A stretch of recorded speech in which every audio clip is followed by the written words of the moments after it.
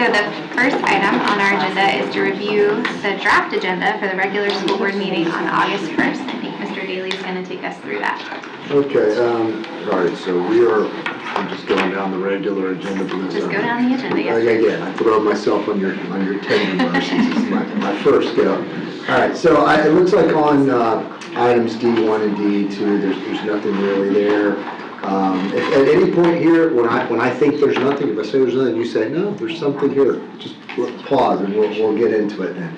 But in the interest of moving it along, on D3, the public hearing to approve as advertised modifications to the student progression plan. The advertising has been approved. We will have a public hearing and adopt the revisions as submitted. I would like to make a quick comment at that, but I'll keep it brief, is that we've heard a lot, and rightly so, comments from board members about making sure that the things that we have that are front-facing with the public are user-friendly, easier to digest, and all of that type of thing. And so the team that went through the SPP this time really took that to heart, and it read a little bit as older documents often can do. When they get revised and then modified again, we take this out, we put this in. It gets a little like a patchwork quilt, a little herky-jerky, it lacks fluidity. So this SPP, the entire thing was redone to sort of speak with one voice, to really address our assets in the organization relative to how students progress through the organization. And there's sections in there on parental rights. There are improvements in there relative to our ELL learners, that type of thing. It is a much more fluid document. I encourage you to take a look at it when you have time, if you haven't already. I'm very proud of it. It may not be perfect. Nothing we do is perfect. But that was a Herculean effort to sort of go, because that's a monstrosity to go back through that and make sure everything aligns the way that it's supposed to. Really proud of Mrs. Tito, who's at the, there's an ESE summit and stuff today, who's not here right now, but she and her team really spearheaded that. There's a lot of people that worked on it, too many to name. Very proud of that document where it is, but we hope that when the board looks at it, that you ladies will look at it and see that that's a little bit more what you had in mind. So we hear that, we continue to hear that, we'll continue to work on making sure that our things meet that standard. On C1, the minutes of the school board workshop. C2 is the personnel consent agenda. I don't believe there's any job descriptions or anything in there. C3, the dual enrollment articulation between the school board of Clay County and Florida State College of Jacksonville. It's very standard. C4, the approved interlocal agreement between the school board of Clay County and the Rolling Hills community. That's for the swimming, so that our swimmers can swim there. Been doing that for years. On this C5, the approval for purchase of vocabulary.com. There, in a very general sense, we still struggle, as all districts across the state and the nation do, to meet the needs of readers who haven't mastered, what we would talk about in the science of reading by the time they're at 10th, 11th, 12th grade. And it's one of the biggest, if not the biggest, impediments to graduation.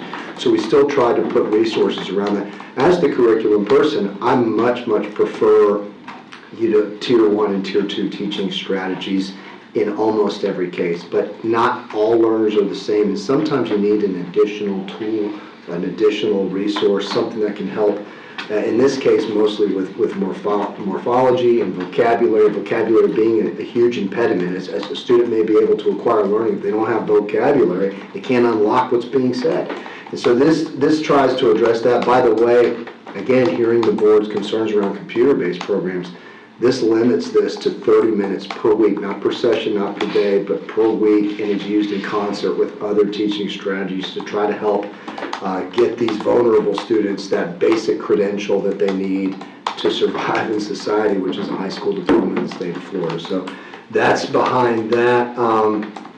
Under the instruction K through 12 academic, the C6, out-of-state and overnight student travel, again, standard material there. C7, the Professional Development Advisory, kind of the PDAC. I think we're all familiar with that. On C8, the request for review or reconsideration of library materials appeal. I would like to take a moment to discuss that, because that's been an ongoing issue that has garnered some attention, as we're well aware, over the past, gosh, over 2.5 years now. We rewrote in the policy that came forward that this board very wisely helped guide, and we've had to respond to this issue in ways that other districts in this state and the country have not. And we wrote specific language into the policy to allow community members to understand that when the board votes on the appeals, the board is in no way, shape, form, or fashion offering an endorsement of that author, that title, the content in the book, the theme, specific passages, the publisher, nothing. It's not an endorsement of content because there's no expectation that the board members read through all of these hundreds and hundreds of books, right? What the board would be voting on here, and I say this for the benefit of everyone listening and watching, is only that, to the best of your knowledge, the team that worked on this followed state law and followed board policy. And if something that wasn't contained in the evidence on that original challenge were to come forward later that provided additional information that would call that book into question or reassessment, we would be compelled to look at that title again. And so I wanted to make that clear because I know that if I were in your shoes, and I'm not trying to speak for you, but if I were in your shoes, I would have concern that people, I wouldn't want to say, hey, I'm endorsing this book or not endorsing that book. That's not in any way what this is about. Any questions or anything further? Yes, ma'am. I do. So I was not aware of this document, but I was forwarded a document, the appeals document. Mm-hmm. And I first had to take a step back. I don't know if the board has seen it, but I've always followed what's happening with our new policy very closely. And it is a document that has a lot of columns, and I'm pretty sure it's from what you guys work on. It has all the appeals on it. It was 400 and something books. If you haven't gone through it, I have to tell you that the sense of pride I had when I looked at the final outcome of this document, Mr. Daly, because it says things exactly like, this was the complaint, where was it, where is it going to be, is it going to be in the advisory section, is it being moved, is it being removed, for what reason it's going to be removed. And at one point, this is the kind of document I wanted. In addition, as we move forward, I wanted a document where, and I think you brought this up before, where people had a comment box that they could also make. Understand how many hours must have went into going through that many challenges, and the sense of pride I had that I think we are probably one of the most successful people in the country at this point when it comes to not only protecting kids, but also protecting parental rights and the right for parents to choose what their children read.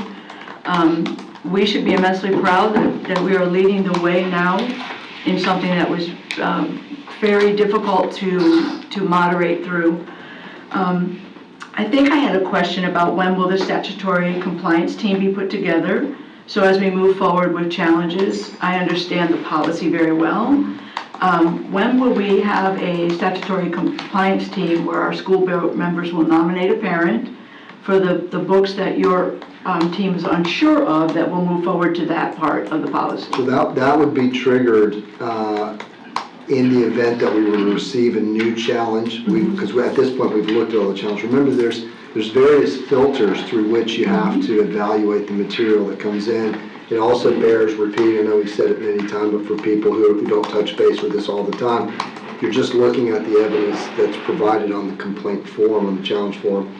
And so when you look at, when that's evaluated initially at the district level, it's does this violate Chapter 847 of the Florida statute?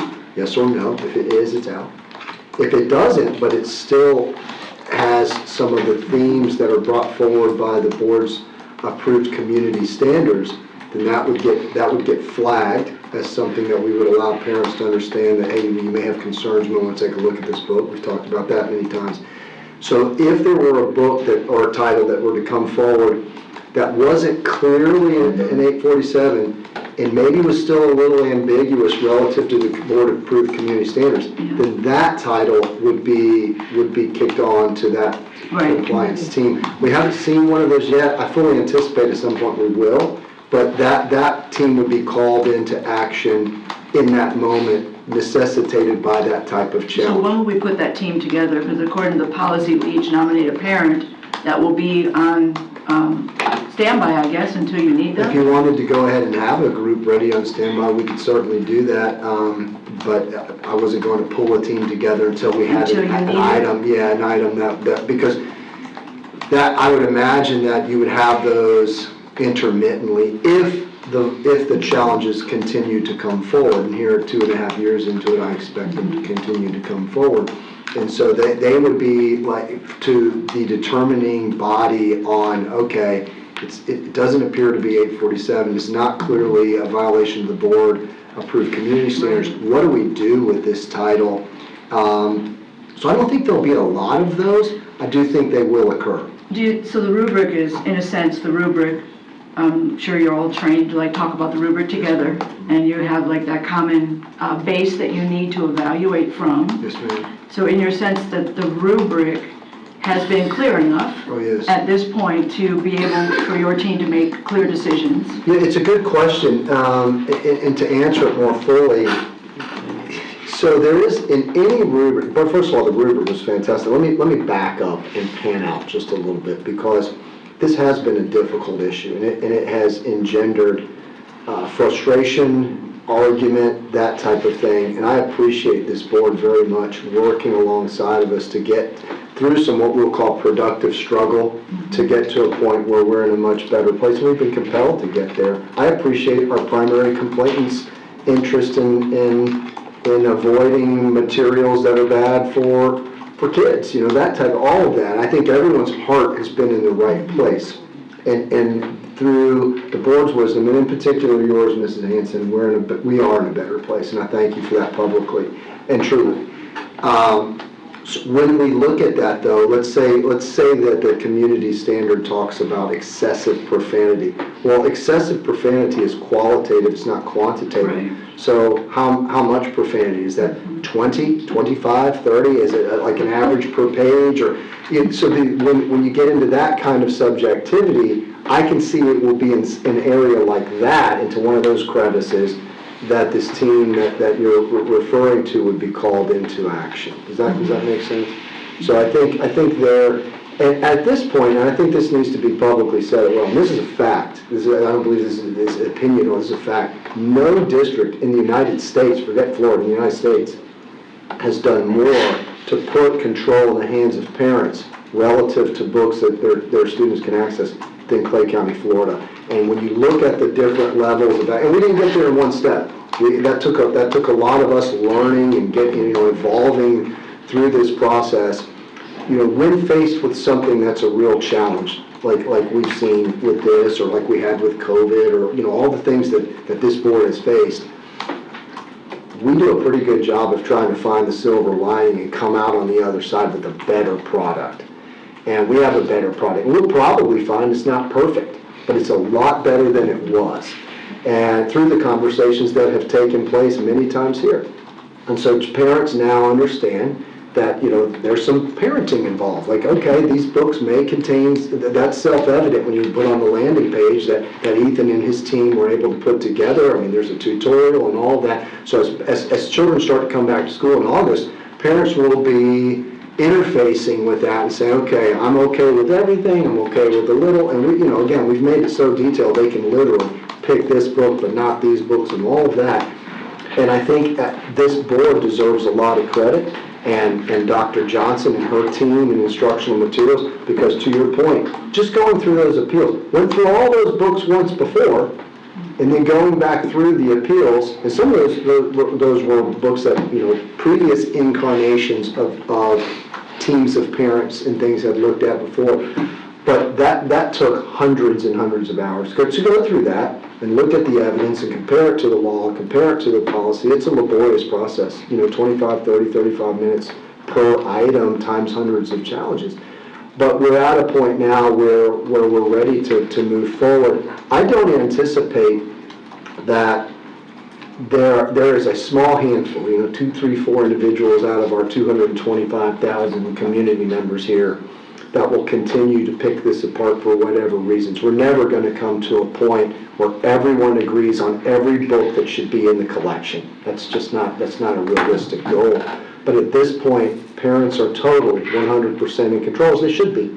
And what I want to avoid now is going overboard to where one parent or a small group of parents could superimpose their value systems on the value systems of all of the others. I know this, I've still got one son in Clay County schools, the other two were proud graduates of this school system, and Roger and Joy Daly are perfectly capable of taking care of what my son reads and doesn't read, just as you are with your children and so on. And so I think we're in a point right now where I look at it with that lens of being a dad who's very concerned about what his children read, and I'm very proud.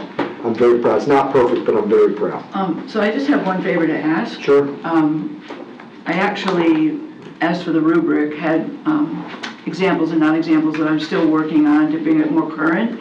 And I anticipate at some point maybe the board can get together and actually talk about our community standards in some detail to see if we could expand on or make a more detailed rubric. But up until that point, I'm wondering if you guys could make notes of areas that you could use more clarification. Sure. Because I really would have liked for the entire board to sit down and talk about each section. And maybe at some point we can come back and do that to make sure that, it's what we want, I guess. But if you're the one reading, and maybe get some clarification just in an email from our legal team as to the route for appeals, how that looks in our policy when someone makes an appeal. And for you, Mr. Daly, I would not mind one day maybe going through if we had more clarification that would be helpful. So I've just made a note, and Dr. Johnson and Susie Gann and I, we will go through and see, I think what I'm hearing, I just want to clarify is, were there areas that were very clear, and were there areas that we need a little additional guidance, understanding that the board-approved community standards may also need evolution? And areas that, I may have overlooked, or we may have overlooked, like parameters, should lakes be included, should be included? Sure. Yeah, there's things we need to talk about as they come up, I think. Absolutely, I think it's a great idea, and I'm very happy to do that, and I appreciate the opportunity to discuss that with you. Roger, I put it in the notes here. Okay, I have a little list too, so yeah, thank you. Okay, moving on, the C9, the affiliation agreement between Clay County District Schools and Eastern Washington University. These are congruent with these types of relationships that we have with various school systems outside of Clay County. C10, the National Lewis University affiliation agreement for school psychology. C11, the district school counseling plan. Now that counseling plan we've always done. It's now required to do. I alluded to that earlier, but that's something we've always done, but now we're required to bring it forward more formally. That's why you're seeing it here now. Hey, I have a question really quick, just because this popped up in my brain while you were going through this. Our agreements with these colleges, I'm assuming that some of that, we get material from these colleges, correct? It depends on the relationship, because these relationships manifest themselves in a variety of ways, right? Sometimes we have relationships with colleges to approve an intern, or sometimes, there's almost, if you think of all the different ways we work with sometimes with colleges, it's a dual enrollment class, so we can have students enroll in those classes, or we have someone coming to offer classes for some of our administrators, or there's all kinds of ways. What we do is when we broker a deal with them, we're required to bring forward the details of that arrangement for the public to look at. Okay, I was just curious, just making sure that I know it's dual enrollment, so technically they're college students at that point, but just making sure that it aligns with Florida's. Well, dual enrollment,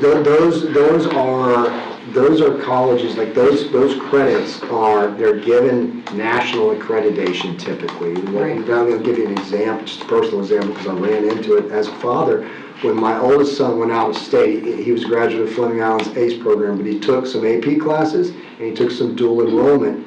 And when he went out of state, because Florida typically accepts all of the ACE programs, he ran into a lack of familiarity with some of the ACE classes. They took all of his dual enrollment and they took the AP class. But the dual enrollment that was a slam dunk. It was like, okay, we're taking all of those.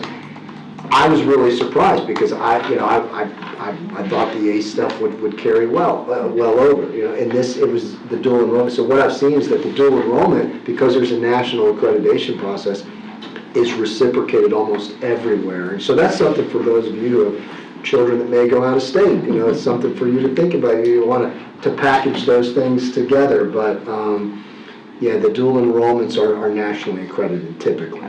And is our dual enrollment articulation agreement through St. John's River State College? Well, we have a number of different ones. Yes, ma'am. Yeah, so we have them with Santa Fe. We have Embry-Riddle, but like the drone program and the avionics program there. So, and we're always trying to look for additional ones because the more that we offer, the more opportunities. Because students, as you guys well know, it's not a cookie cutter approach. Like my own 3 children operated very differently and therefore their academic needs were very different. And so we try to provide as many resources for families as possible. I'd like to see more 5.0 dual enrollment ROTC courses. Can we work with Jacksonville University or someone like that who offer those things so they can get those credits and keep their GPA high? All of that, we're always looking for opportunities to bring in different platforms for our students because they're going in a million different directions. And this is coming from somebody whose son's about to start high school, so we haven't walked that road yet. Yeah. But dual enrollment courses can they be taken online? Oh yeah, absolutely. Yeah, Okay, so they can be concurrent. in person, online, or on campus, depending. So yeah, so if you have for example, an English teacher who has a master's degree in English, that English teacher could then potentially link up with that school that's offering that credit and teach that course on campus. Mm-hmm. Other times students have to, as you know, leave campus and drive over to Santa Fe or St. John's or whatever the nearby one is, or take it online. So yeah, there's all kinds of options. Mm-hmm. Sure.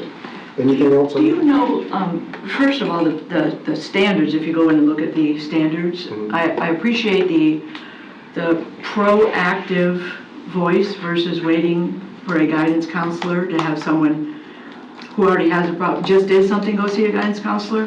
The whole thing was very proactive. Do you know when it comes, you may or may not know, but when you're looking at the comprehensive program calendar, does that include the mandatory videos or topics we have to teach from the state of Florida? Are they actually in here by month, I guess is what I'm asking, so. Yeah, I would ask, is Kelly here? Yeah, so this. Because remember how like parents want to be notified what their kids are seeing, is that included in here? Well, I'm going to defer to, Abby Johns appears. So I'll defer to the people that do it all day long, every day. I'll rephrase my question. So I've had a lot of conversation about, it's a great plan. I had a lot of conversation about making sure that parents understand the topics that we are doing. I think there's 7 mandatory. We had Suite 360 when I was teaching to provide background to kids on those things we're mandated to teach, right? Are those, when I'm looking at the junior high program calendar, are those topics in here? Will they happen at a certain month? When? Because that would be a great way if it happened every single year, the same month. Parents would know what their kids were to see if they didn't want their kids to see it.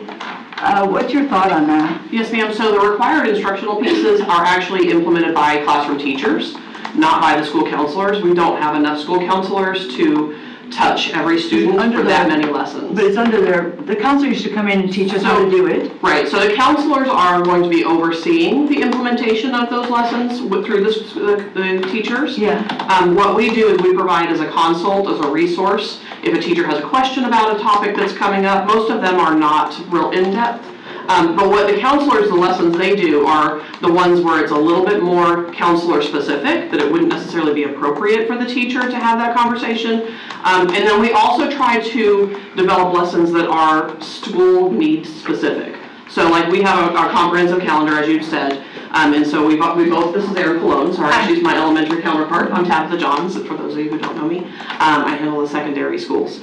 So the school counselor calendar is a supplemental in addition to the required instructional piece, so that the counselors have a chance to be face-to-face with the students get to know who their counselor is, so that we can have those conversations. They're a little bit more counselor-specific versus the more general teacher topics. But, so do those topics that we are mandated to teach each year follow, are they like in charge of it, or is it something? It lives within like climate and culture, so I mean, that's the department that we fall under, and so we have a little bit of help with like as far as developing the calendar for that, so that hopefully it's aligned with, general things that most schools are doing, so it does stay the same most of the But to time. answer your question, the principal is ultimately responsible for making sure that those instructional things are implemented, because as a school counselor, I'm a peer with a teacher, not a supervisor. So it's ultimately up to the school principal to make sure. Yeah, so those are- like, I mean, serious topics like suicide, sex Absolutely. trafficking, I mean, just to throw that to a teacher, here, you're gonna do this sex trafficking lesson today. Right. It's just, I think it's one of the things that I've really been concerned about. You may or may not know the story, but when I was teaching Sweet 360, it was my turn to do the suicide video, and one of the girls in my class had tried to commit suicide this summer, and it was a major deal, but the parent didn't know. And so I have been really struggling with how Clay County can make aware before we show, or the teacher teaches that, and I was hoping there would be some kind of like every month we're gonna do this, or every There week. is, it's just not part of the school counseling plan, because it's not the school counselors directly implementing And it. is it something that teachers can share with families, or schools Absolutely. can share with families to make sure there's no surprise, like I wish you wouldn't have shown my kid that video? Yes, ma'am. With that calendar is going to come a parent newsletter that will go out each month that will detail what topics are being covered. So that way they know ahead of So they'll time, know ahead next of month, time? these topics are being taught. And it varies slightly by K-5, 6-8, Right. and 9-12. So those parent newsletters are already created, and they're going to be embedded within the calendar that comes And I'm out. assuming the new program, which is now going to fall under 7 Mindsets? Yes. When will those programs be available, or We're actually videos? doing training next week, or tomorrow, and then so that will roll out. And can school board members have access to see the programs? Absolutely. Yeah. Okay, thank you. On your schedule, does it show if the counselor teaches it or if the teacher teaches it? For elementary school, it does, because there's more counselor-driven lessons, and I'll let Erin. K-5, the requirements are just a little bit lighter than the 5 hours of mandatory instruction. So generally, the school counselor would do, again, the human trafficking lessons and, what was the other one? Substance abuse. Yeah, well, I think teachers can do that one too. We haven't really left up to the determination of the principals at this point, but if that's something that needs to be considered to designate, which ones would be school counselor driven, I mean, that's. Well, I don't know, maybe this is my medical coming in. I think that some of those topics are super sensitive, and I'm not saying that teachers aren't capable of doing that, but there are certain training, or there's certain, I would say, training that people who teach that need to know, especially because they are sensitive topics. I wouldn't personally, and this can offend people all day long, but I personally would not be comfortable with teachers teaching suicide and drugs and Teachers are not comfortable. and sex trafficking. To be honest with you, those are super sensitive subjects, and I don't know if there's not enough counselors there, if there's not a way that we can maybe, and they're gonna knock me out for this, but maybe getting our DARE programs in, or something as far as another program to teach substance abuse to cover that or check that box. But me personally, and knowing teachers personally, I just think that certain subjects are very sensitive, and I don't think it's appropriate to ask teachers to teach suicide and sex trafficking and drug abuse. That's me personally. I don't know how the rest of And the so board feels about to it. Ms. Skipper's point, honestly, I know a lot of teachers don't want to do this, okay? That is true. When I taught, you would hear teachers say, hey, I'm not doing that. I guess I'm along the lines of thinking about eventually, I know we can't make the world fix right now, having designated people at each school that can be, I don't know if it'd be your department, that can be given the skills they need to answer questions, to understand if a student's having a problem. So for instance, when I taught English, we do a lot of this through character development, right? We learn a lot about right and wrong through themes in novels. I would have volunteered if we were doing bullying. I probably would have done it through maybe Touching Spirit Bear, for instance, right? So there are teachers that I think are very well suited, but I also think it should be something we should be looking forward to having a certain set of people that we teach at each school that may be the ones to do maybe group teachings on the subject by grade or something. So I brought it up for that reason. But I'll also add to this, as a emergency room nurse, I had to have special training on sex trafficking. Like, I actually had to go in and have a course on what to look for, what to say, what to do, and I know that it's a little different, but at the same time, they understood that it's sensitive information, and that was for every hospital I worked at. That wasn't just for one particular hospital. So that's why I'm saying I'm kind of not alarmed, but it sends alarms off in my head that we have teachers, just everyday teachers, not downplaying them, not thinking that they're not capable of this, but again, I had to have special training for this. And we're just sending teachers in to say, hey, read this tutorial, go teach it.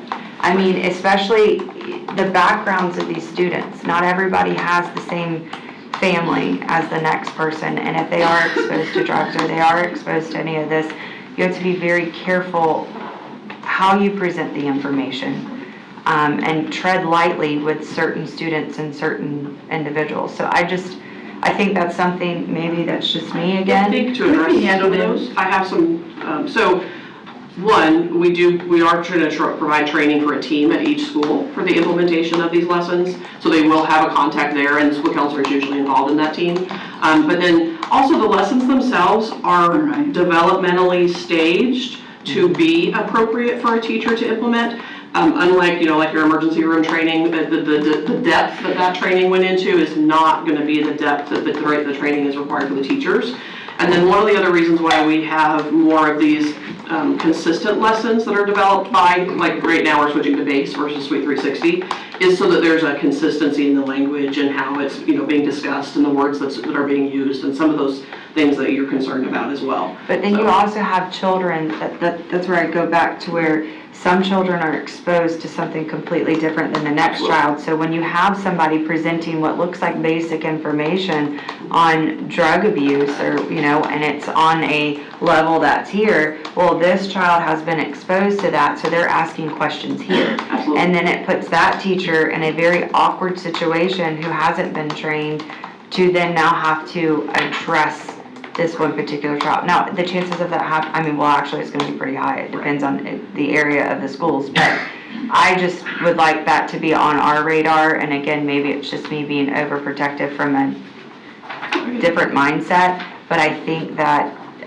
like you said, certain individuals should be trained on this. Absolutely. And we want to layer in the scaffold support, so like every teacher in the district goes through the youth mental health first aid training, so they can recognize the signs of when a student is maybe being triggered by a topic or a conversation different than others, so that they can know what next steps and how to quickly refer them to the school counselor without having that conversation in the front of a classroom. Patty, would it be possible to, and if it's impossible, I'm asking, to select a couple of samples, like a third grade, a sixth grade, a ninth grade, so like what that looks like, and share with the board members so that they can take a look at what we talk about scaffolding in, like developmentally appropriate, that type of thing, because it might, I'm guessing I haven't seen it, but it might be something that is digestible, or maybe not. I'd be curious to see that. Absolutely. As well. And I think to your point, I think you're asking really about those follow-up questions that students will ask in the comments that they'll make. And I do think that there's a place for school counselors to help kind of coach and guide teachers on what would be an appropriate way to respond in that situation. And thank you for sharing that. I'm going to get you in contact with Ms. Cologne or with Ms. Jones, and then we would follow up. So I think there are systems in place to support our students. Obviously, we want to do that always.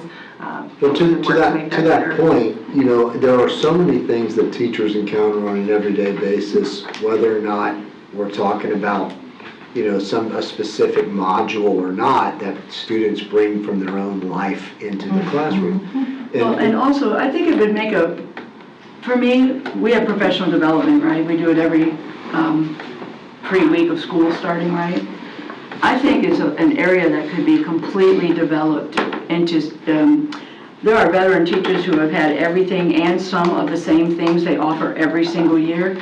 Don't laugh, Mary. Ms. Fuller.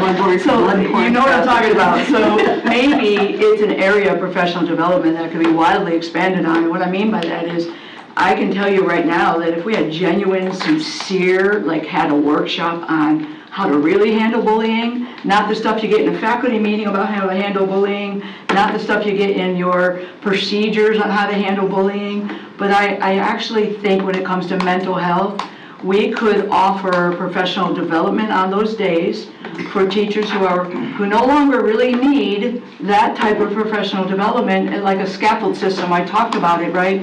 You all know, and I know Ms. Bola still knows, teachers who can already do this academic portion super well, but we could use them as leaders in mental health.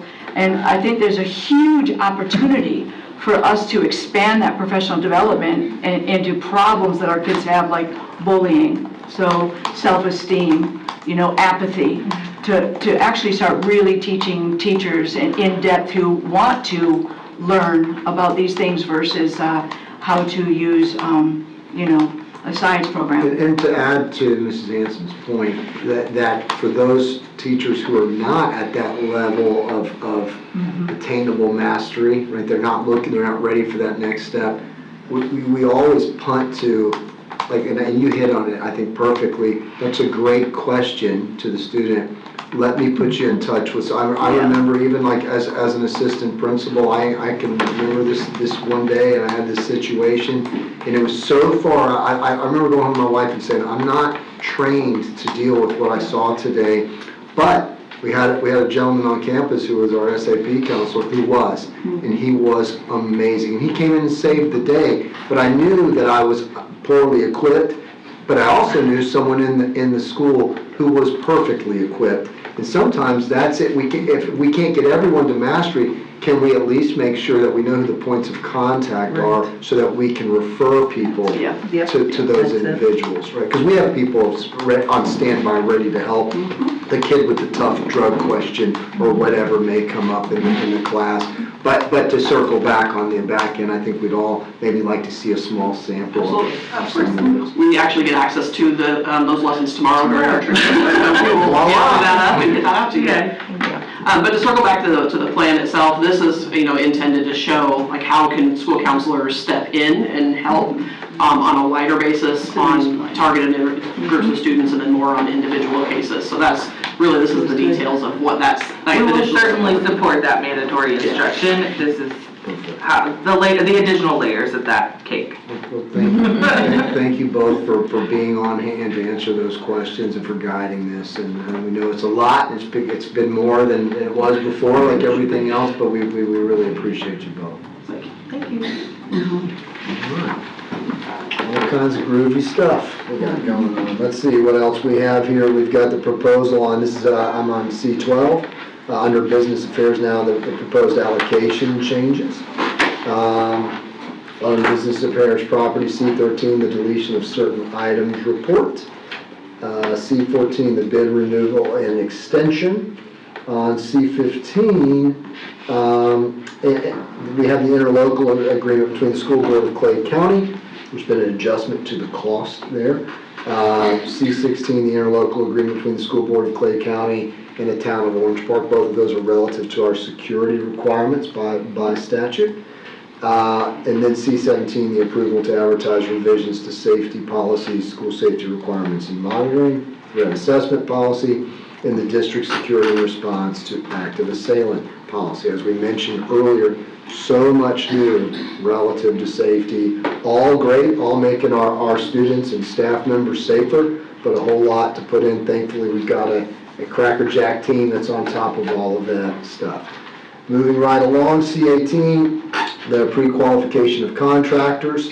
C19, the change order for the Green Cove Springs Junior High school window and the HVAC replacement. I think Bryce hit on this earlier when she said, we've got buildings of all ages. I was in a relatively new building for many years, but the HVAC must have been put in at the 11th hour because that thing never worked right, you know? And that was on a brand new shiny building. And so C20, the change order for Lakeside Junior High restroom.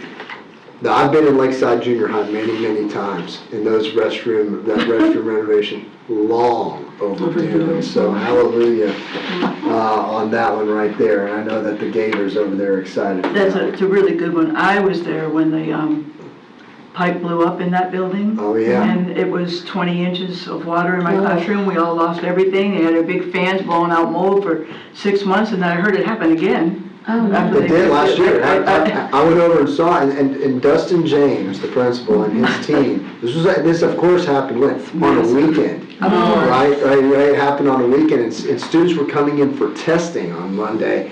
And so Saturday night, he sent me a picture, and he and his assistant principal and a couple of coaches, teachers were there with buckets, like bailing it, and then, you know, and our team got in on a Sunday. Clayton Anderson and his team came in, did the shock treatment, and we got that thing open for business. So that is long overdue. I know they're excited, so I'm happy for them.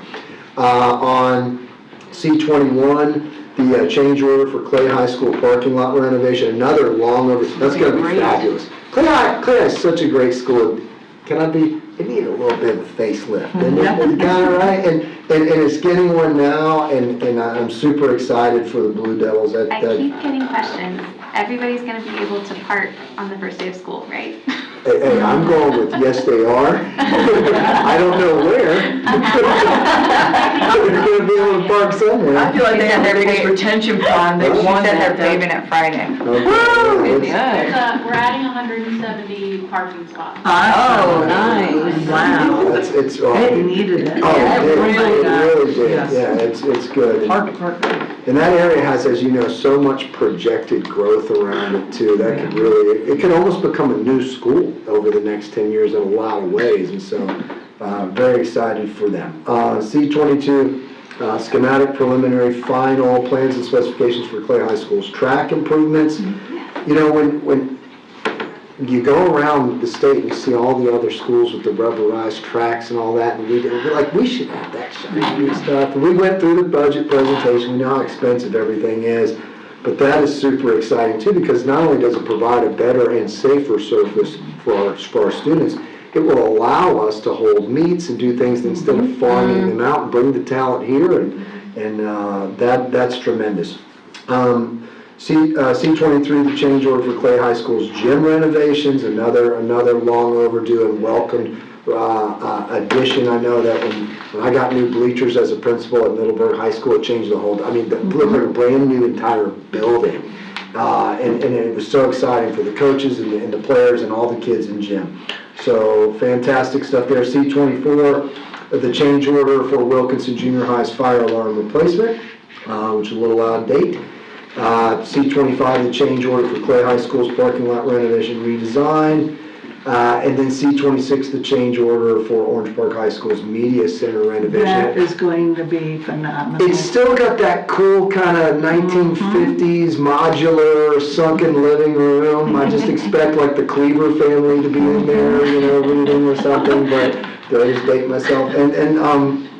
But yeah, so I'm excited to see, because how do you read in the library there when it's open? With a track around it, yeah. Yeah, it's just, the high school that I went to had no walls. It was like this kind of hippie thing from like, hey, we'll just like put no walls and all kids. So teachers built walls with like stacks of books and kids just threw paper balls over it. And that's how we learned back in those days. So anyway, I think that brings us to the end of those items. Mrs. Gilhausen? Thank you so much, Mr. Daly.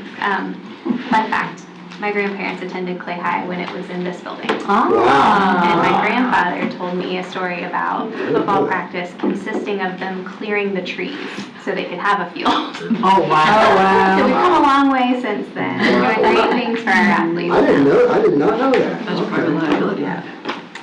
All right, so moving on, we have item number 2 to discuss the internal auditor. I know this was something that Ms. Hanson and Ms. Kipper had asked for us to take up, so I'll let you guys direct that So I conversation. prepared something small, and then I have something at the very end. Okay. After discussion, if you don't mind. So I recently read an article called Public Leadership and Integrity, and it is by Jeffrey Lewis and Callis. And I'm going to read just I promise, it's not very long, I just write really, really big. I'm going to read just a little bit from there, and then I have a comment. But the main reason, one, for an internal auditor, for me, one has to do with the law, but more importantly, it has to do with transparency.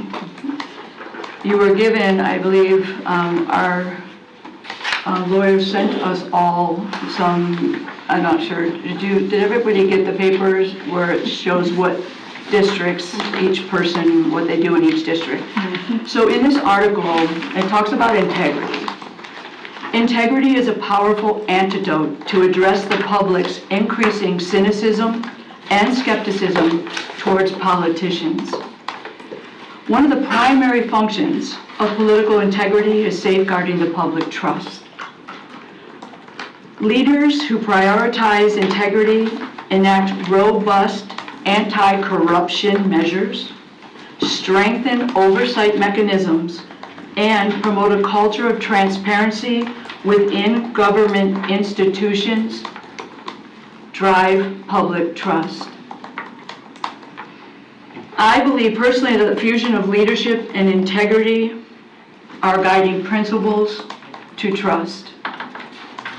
We were elected by constituents who in this crazy time put their trust in us.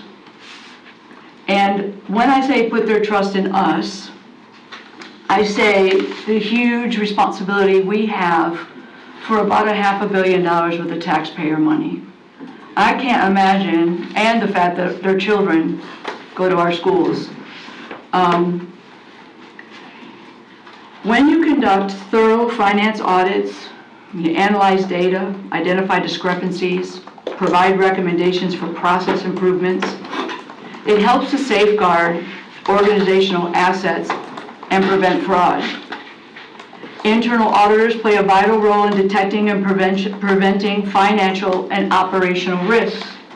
If you went through, I can tell you now, more than half of the districts in Florida have not only an internal auditor, but an internal auditor department. We currently have an internal coordinator, and then we have the new position that the board authorized.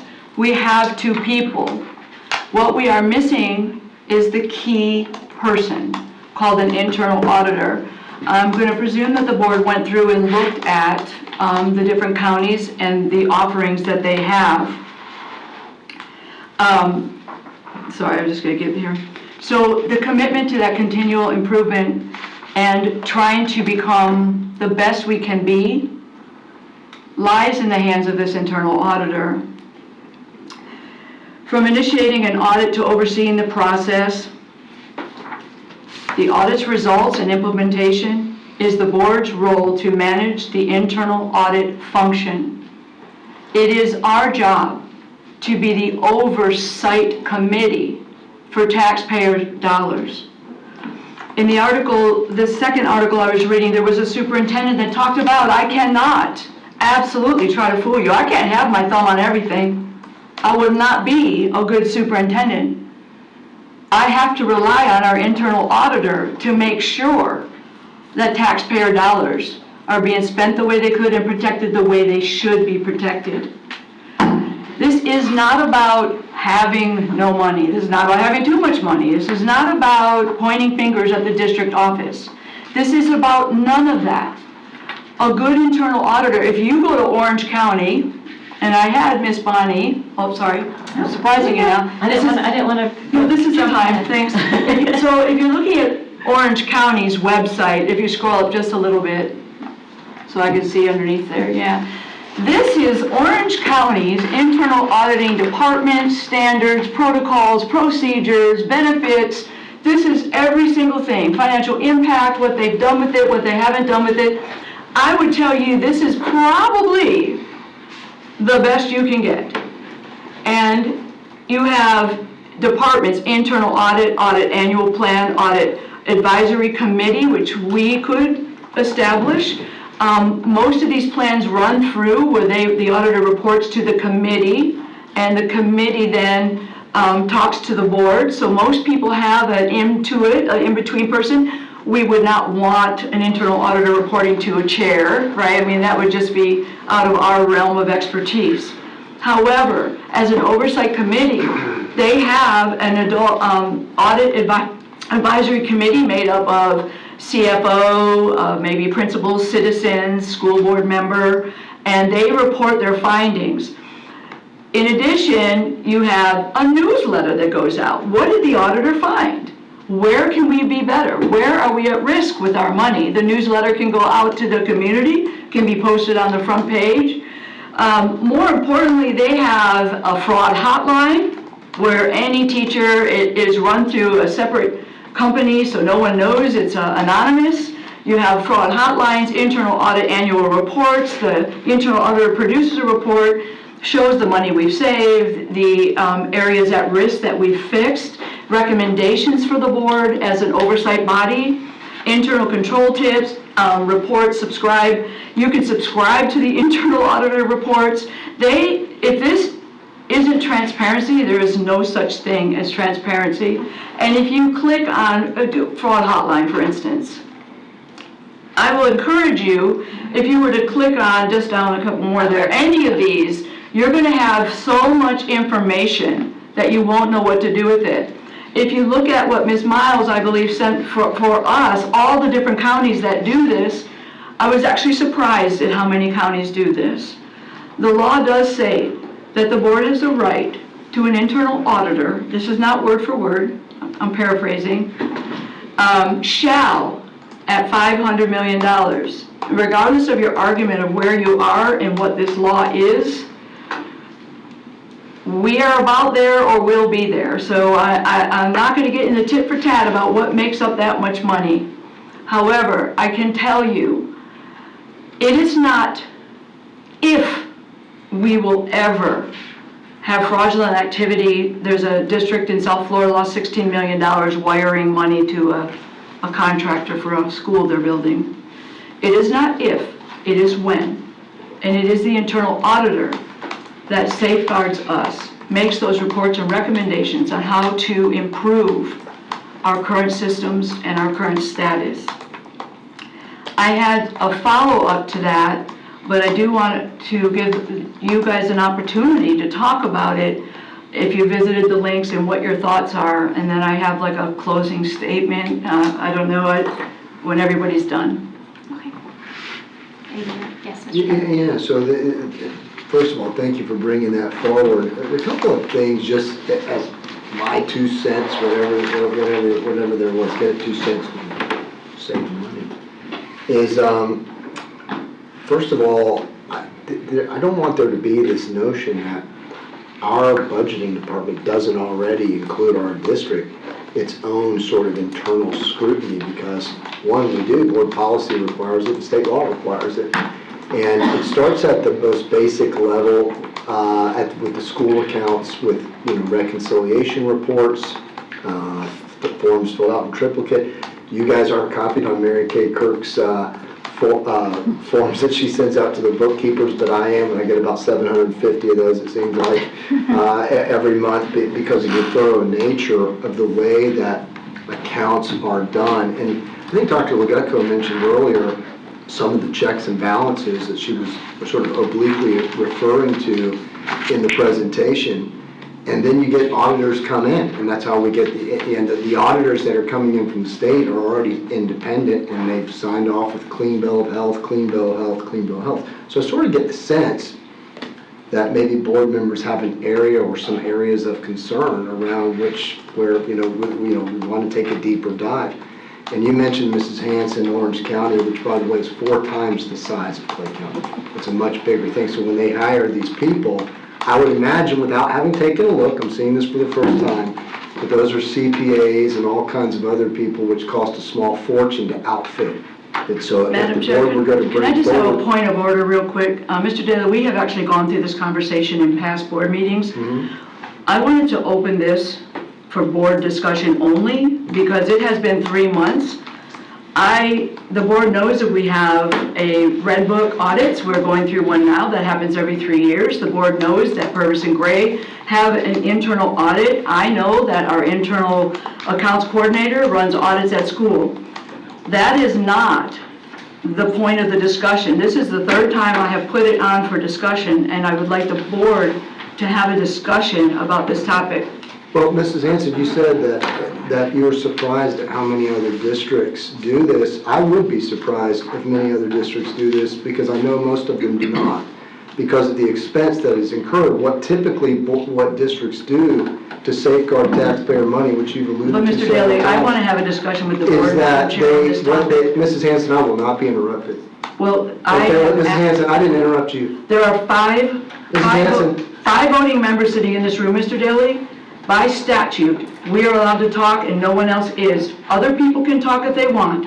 You can It make an is- uninformed decision if you would The chair like. recognized Mr. Daly, so he does have the floor. I mean, this is the third time we've tried. I know so. you're asking me to revoke his speaking privileges. I'm telling you I'm not going to. I'm going to let him speak, and then we'll have discussion as well. I'm not limiting board discussion, but Mr. Daly asked to speak, and I'm allowing it. And then Ms. Skipper has asked to speak next, and she'll go next, okay? So that the board understands, typically what occurs is that districts, when they want to do this, they take a deeper dive. They contract out through an RFP, an independent company like RSM, I think is one that typically does it, and they look at the depth and scope of a particular area of work, and then they come back with that finding.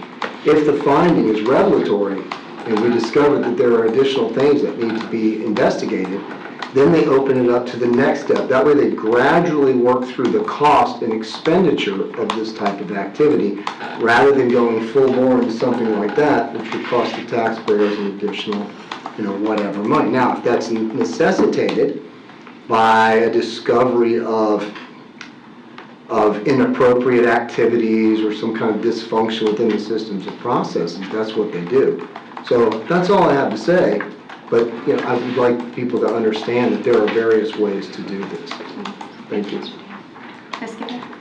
Yeah, so last month, we all had the opportunity, well, some of us had the opportunity to go to a training where this topic got brought up, and we had the opportunity to talk to multiple districts about this that were kind of equal size as well.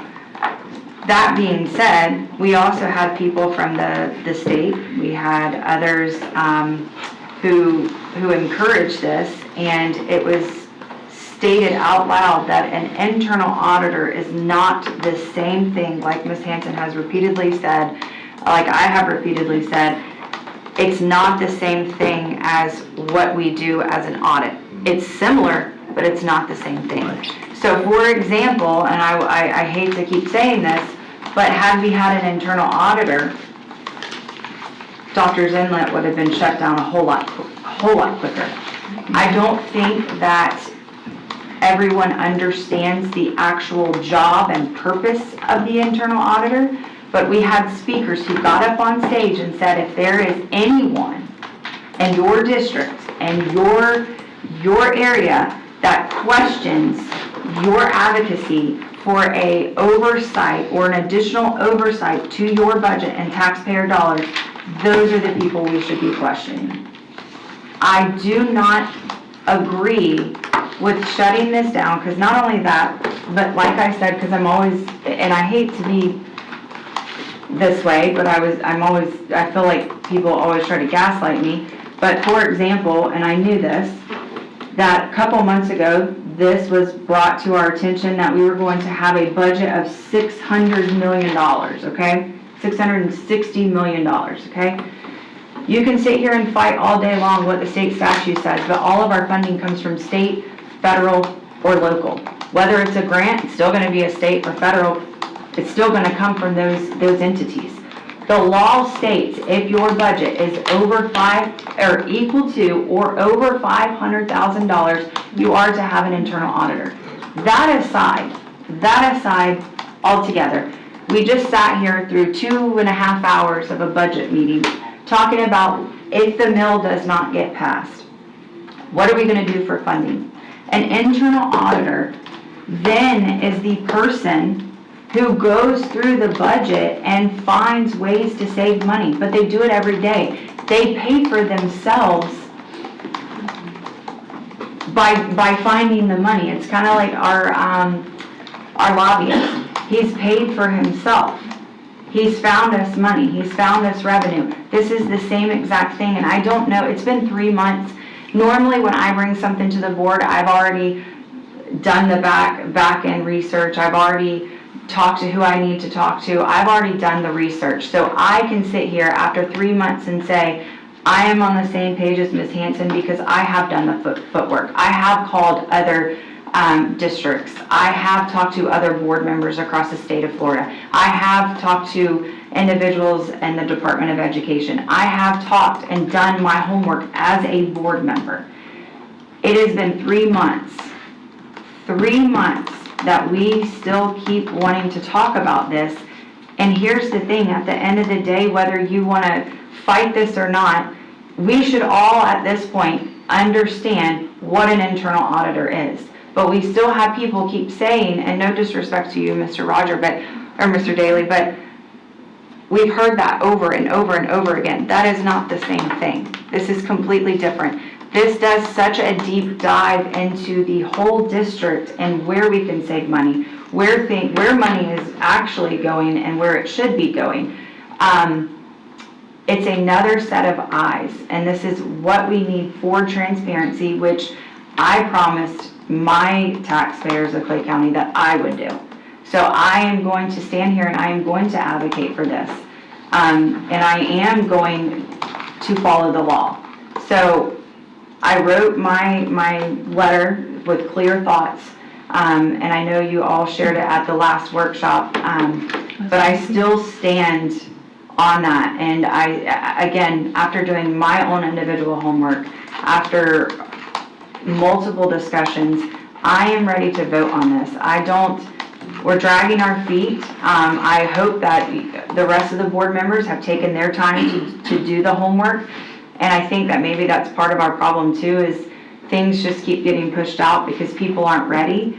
I encourage our board to be ready for things like this, especially if we've been talking about it for 3 months. But I move to put this as an allocation. You can't make a motion. Well, no, I know I can't make it right now, but I'm saying that's where I want to head. I want to head to put this on our agenda for an allocation. So I've done research also. What our legal office sent us was very helpful to see how other districts accomplish this, because not all of them have an internal audit department. The ones that are more like our size contract that out. I know Mr. Daly referenced RSM, that's one of them. I brought up the one that we talked about at our conference, which was ERS. And Ms. Honora, if you don't mind putting that up. The response to the inquiry I sent, remember I told you guys I would reach out to them and ask for information. So the response I got was they sent me 4 pages that explains the services that they offer. So I didn't think I should send that to you personally, so I've sent it to Ms. Honora. Now that we've discussed it in the sunshine, she can send it to you. But just brief overview. They encompass district strategy, planning, and innovation by assessing current resource use, taking strategic plans to the next level, and helping achieve a high return on investment.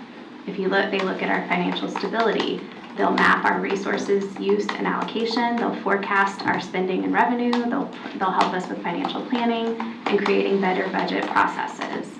Under the school funding and portfolio section, they'll help us to analyze school level equity, redesign school funding and staffing models, and redesign school portfolios. Under school design, analyzing course schedules and student experiences, redesigning master schedules and staffing models, redesigning school planning processes. And then lastly, they address human capital and state strategy and support. So they kind of touch on, I think, even a broader level than an internal audit. It's kind of, okay, let's zoom out. and let's look at all of your spending across every department, and what are your strategic plans what are your goals in your strategic plan? Is your spending matching your goal, right? So I feel like this would be a good place to start, because it would help us give a scope to the auditor of what it is we want to accomplish with the audit. They did not give me a cost. They wanted, it would be I'm assuming an RFP. Like I said, I'll have Ms. Honora send you the email that I got from them. But I don't think anybody disagrees or is fighting against this. I think it's just, there's more than one way to do it. But is This this, is not the same. well, that's what I'm worried about, This because isn't. it's not, this is an overview. The internal is more specific. Mhm. And it's not, you hire, I think what you're thinking of is you get a third-party auditor who comes in and it takes 2 years to do one department. That's not what that is, that's not what we're Because I asking for looked either. at, okay, so let's look at the document that our legal team sent us. If you look at Collier County, they're comparable in size to us, they use RSM. Osceola County, they use RSM. Volusia County, they use RSM. And it's not, from what I've read, it's a third-party audit that comes in and does exactly what you're asking for. But I don't know, I feel like maybe we do both, because I think if I'm understanding what you guys are looking for, it doesn't sound like it's just the nickels and dimes, it's the strategy behind it. So the ERS portion of I think the training and the partnership that it would give to us as a board would be helpful. And then I think the RSM portion where you're looking at actual expenses and revenue and the revenue streams that we have. That's just my thought. It's not that I'm resisting it. I just think that when I look at which school districts they have an audit department and all of those services, they are quadruple our size. And I There's don't. small ones on here too. Alachua, Yeah. same size. Osceola. I mean, they're not all big. Orange County is massive. Yeah, but these. But those, like she's saying. And so we have 2 parts of an audit department already. We're just missing the one person.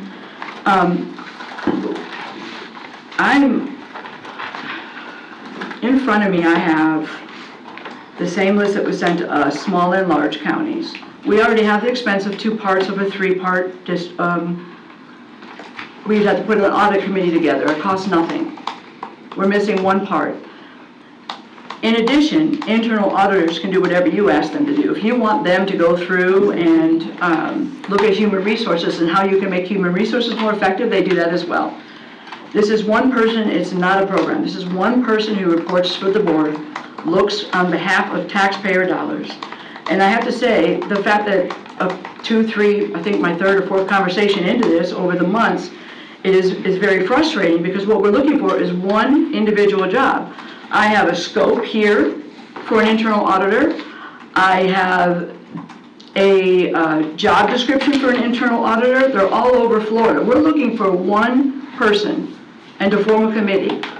That's it. We already have an internal accounts coordinator and the new job, which I can't remember what it's called But I exactly. think that those are We have separate. 2 parts, the internal accounts specialist. We have 2 parts. We just need the 3rd person in that department. I don't see that as a department though. The internal accounts person would be totally separate. Well, no, they're actually all together here. They're all together, because cash is the biggest area of fraud anyway. They're always connected. That is the biggest area of fraud, is when you deal with cash, and that's our internal accounts. But Okay, do you mind if I recognize Dr. Legutko? Are you finished? Is there more that you wanted to say? Can we hear from board members first? yeah, I've asked twice for the board to have a discussion, because if not, if Ms. Clark, I've not heard from you yet, and I would like to, but if we are done talking, I'm going to make a motion. You I can't. ask the chair for us to vote whether or not to put it on the agenda for Oh, okay. Thursday. All you have to do is ask for it to be on the agenda. You don't have to vote on that. Well, I mean, Go right ahead. I can wait. She already got a letter, she was You're against called it, next. so we were waiting on you, we haven't heard from you about. No, you won't. No, I'm just kidding. Audits, they're fun. You're talking about 3 different ways of doing audits. You've got reviews, you've got compilations, and you've got a full-blown audit. I'm not so keen on an individual versus a firm, because I believe, like our law firm, one person can't necessarily handle maybe the scope of what we want them to look at, whereas a firm comes with a varying degree of experience. I know with the firms we dealt with, one department handled the tax, and, you know, it's just a variety. I know from talking to one auditor when I was at the office, you know, they stated that we're searching to make sure, you know, the red book is being followed. So, a business, unfortunately, it's a business this size, there's so many different areas that could be looked at. And we do have a huge fiduciary responsibility. That's half of what we do as school board members. I am very concerned about all of the schools and the money. I still don't believe, in my way of thinking, I'm not an auditor, but I don't think money should be used anymore. You know, I still go back to the symphony or the zoo, no money. Everything's handled differently. And I think it's much easier to record it that way, but we have to decide what we want them to look at. And school funds, software. I would love for them to look at the software and say, you know, is that something, obviously we can make improvements on. So I think it's something we do have to seriously consider. But there's so many pieces to it, we've got to still decide what we want to do. I think that's it. But yes, the auditor will pay for themselves, they always do. When you talked about the scope of work, what would they do? Yeah, I mean, we each probably have a different. I mean, this one office, I say office, does assess district risk management, governance and internal control systems, assess issues and concerns of school board or management requests, reviewing specific matters when boards request things, review existing operations of programs, review development of new systems to determine if progress, results, or testing are consistent with our goals, perform value-added process analysis, provide advanced to management, systematically evaluate the district's efficiency and effectiveness. So I think maybe many of us are just thinking about the money-only side, but that's one part of the 8 scopes of an internal auditor. So and they're good at it. They were trained to do this is what they do, and the board directs into what direction you would like them to go, and they do it. That's what they do. It's not just about the money or cash or whether or not, you know. They follow procedures and they do make mistakes. And procedures, yeah. They sometimes make mistakes. I mean, there's been embezzlement found where I've worked that they missed. You know, you've got procedures you have to follow. And the job description is huge too. I mean, they do a lot, but.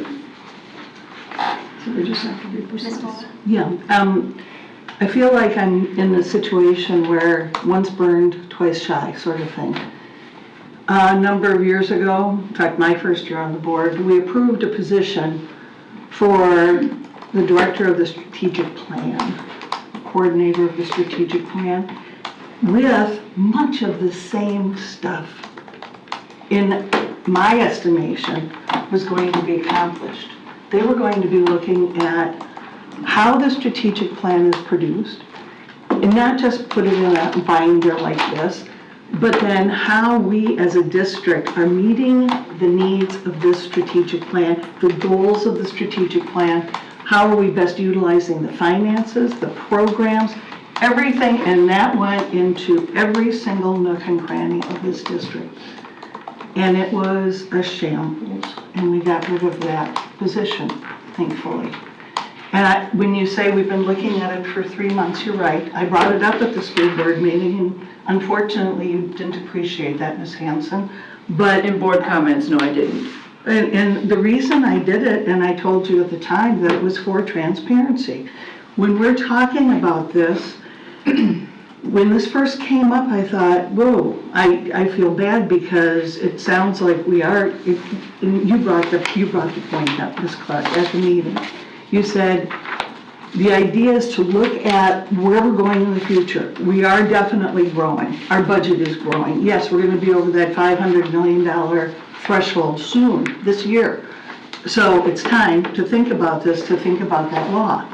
And you said, I don't want the public to think that we're hiding anything, and that, maybe not those exact words, I apologize. But you said, you were saying something to the effect of, we're looking at all of the options to see how we can best put this together, how we can best utilize these types of services. And at the last workshop that you were at, Ms. Gilhausen, you were the one who brought up RSM and said, you know, this is an option. I agree with Ms. Hanson. There are so many different pictures, and that's exactly what that job description or information from Orange Park or Orange County does. It says an internal audit, and going through some of the audit committees on this list, one of the first things that they were auditing was IT. And it was not necessarily for what programs we're using, but to make certain that we're not vulnerable.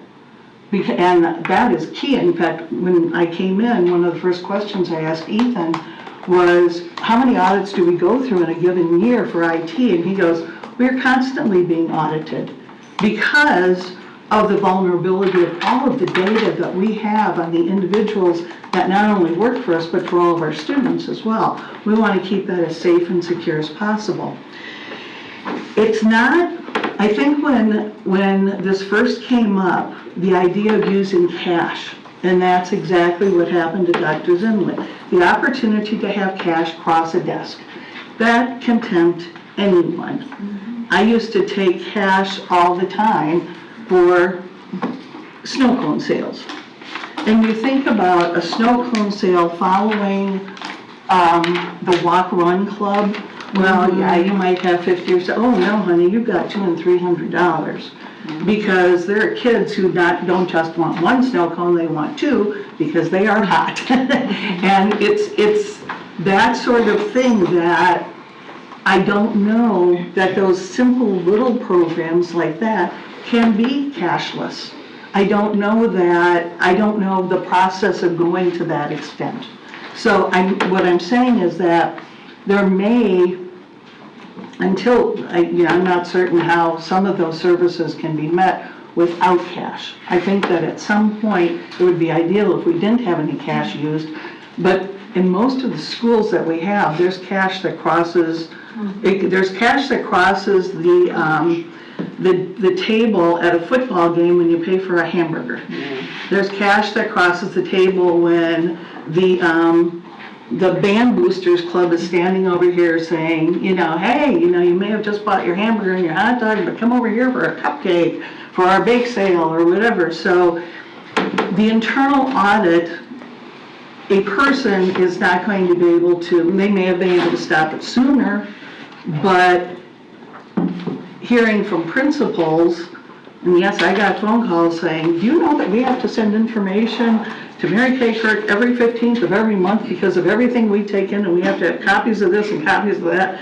And I just sat there going, and some of that I didn't realize, to be honest. I didn't realize the extent of what we bring in. But it's there, and it's covered. And yeah, that went unchecked, and that shouldn't have, but it did. But eventually got checked because of some follow-up there. I guess my question is, if we were to have a person, I like the idea of an outside firm looking at us. I like that idea. It's not one of us. It's not somebody, no offense to the attorneys, you report to us. You are going to do whatever we want you to do. If I call you on your birthday, you're going to respond because you work for me. We wouldn't. I also want you to hear, you'll also listen to what I'm saying, what I want, and you'll try to help me find what I want. I don't want an internal auditor. I'm concerned about who's the responsible person for keeping this auditor, in essence, busy. I know of other organizations in Clay County that have internal auditors, an internal auditor. And I know that as there might be some key concerns right now in different programs, whatever, that each of us, we might have 5 different areas that we say, you know, I really think we need to look at whatever money or whatever program, IT, whatever it is, human resources, whatever. But then once those 5 are done, who's responsible for keeping that person working? Well, Who's the person keeping that, hang on, I'm not quite done. And then also doing the cost analysis. We talked about saving money from, by hiring an internal auditor, having our books, having our programs looked at. That's exactly what RSM, it's my understanding, would do as well. They would look at our programs and say, these are the opportunities, these are the programs that you're doing. This might be where you can tweak it and save some of that money so that we would have that backup money, so to say, for other programs. With every program that we do, we have a cost. As a teacher, I cost so much money for my salary, benefits, whatever. I am viewed for what I am used for. I'm used to teach students, obviously. Every program is viewed as to how they're used. And I'm then judged for the outcome. I'm judged for the outcome of my children, how my students do on their tests, whatever. Each of our programs should be being judged on the outcome as well. As an internal auditor would also be used, we would need to know the cost of what we would need for that particular program or position. We would need to literally determine how they would be used, and we need to know the outcome. And there are plenty of counties that have a much, much larger budget than we do that don't have that person sitting there, but outside firms, outside organizations that come in. And we do specify. We say, we want you to look at this, we want you to look at this, we want you to look at this, whatever the case. I don't know that we need to build that position per se. I know that we have to have it in place. I know technically, according to the law, and this was brought up by another person, and it's the will and shall sort of thing. It shall have.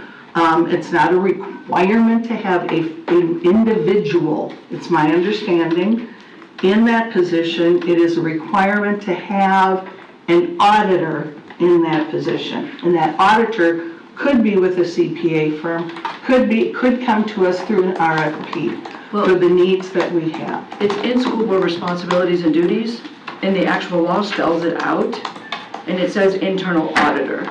Well, okay. We're saying internal auditor, but what specifically does that job entail? So I can share with you Because I think 3 that's job what she's descriptions confused on. with responsibilities from 3 different places if you guys would like. I can share with you the scope and sequence of how it happens. I can share with you the actual, I wrote a scope that I could give to you by email through someone. The typical duties, this is the actual job description. That's from most of the websites in Florida. This one here is about all the questions that you just asked are in here. You have an audit committee. The audit committee is made up of certain people. It's a very serious job. The internal auditor is the expert who already knows how to do those things. That's what they do. It is the audit committee that gives the Is there a cost on that? direction to the board. It's one position, Ms. Bull, it's not a firm. Well, that's what I'm saying. The average cost in the United States is anywhere between $65,000 and $125,000 for a school internal auditor.